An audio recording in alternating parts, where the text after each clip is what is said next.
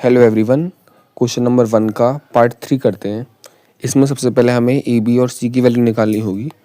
ए होता है जो कि एक्स स्क्वायर के साथ होता है विच इज़ 6। बी होता है जो एक्स के साथ होता है। बच्चे क्या गलती करेंगे इसमें वो बी को ले लेंगे 3, गलत। जो एक्स के साथ वाला है जो कि है -7, वही इसमें बी है, मतलब कि -7। सी होता है कांस्टेंट विच इज़ -3। इसके बाद हम निकालेंगे डी की value which is B square -4ac। B square मतलब -7 का square, -4 multiply A multiply C. इसके बाद हमें पता है -7 का स्क्वायर 7 के स्क्वायर के बराबर होता है विच इज़ 49। और यहाँ मल्टीप्लाई माइनस माइनस हो जाएगा प्लस, यहाँ पे हो जाएगा 4 6 24, 24 3 होता है 72। इसके बाद ये हो जाएगा 121।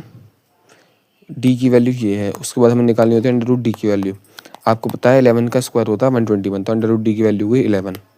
अल्फ़ा की वैल्यू होती है -b plus under root D upon 2a।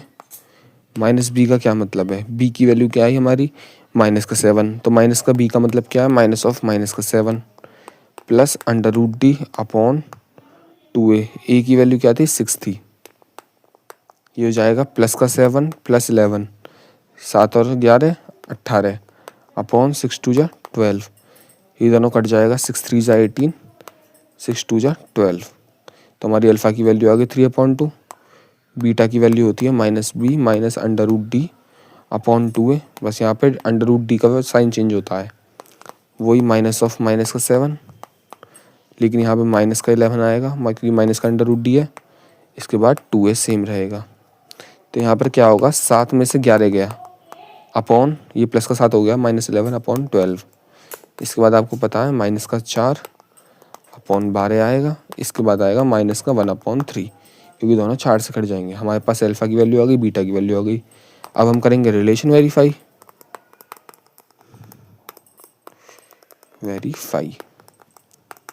Relation verify क्या होता है, दो रिलेशन होते हैं। पहले जो सम है रूट्स का अल्फ़ा प्लस बीटा वो होता है -b अपॉन ए। तो इसके लिए हम क्या करेंगे, अल्फ़ा क्या है हमारा 3/2 प्लस बीटा की वैल्यू क्या है -1/3 equals to -b upon A. Minus B की वैल्यू क्या थी हमारी -7, तो -7 अपॉन ए की वैल्यू है 6।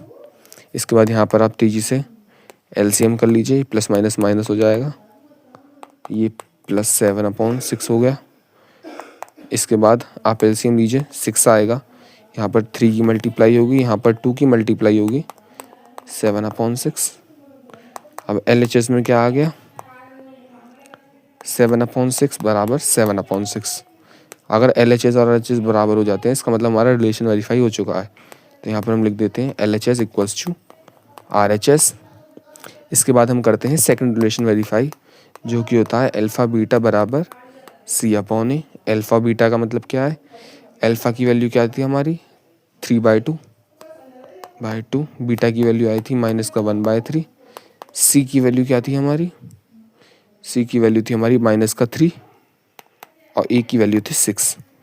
करिए, 3 से 3 कट गया, यहाँ बचा -1/2। यहाँ पर भी 3 1 3, 3 2 6। इसकी वैल्यू भी आई -1/2। वही वाली बात दोबारा लिखेंगे, कौन सी बात, LHS इक्वल्स टू RHS। अब हमारे दोनों रिलेशन वेरीफाई हो चुके हैं, तो नीचे हम लिख देंगे वेरीफाइड। अगर आपको समझ में आया हो तो लाइक और सब्सक्राइब जरूर करना।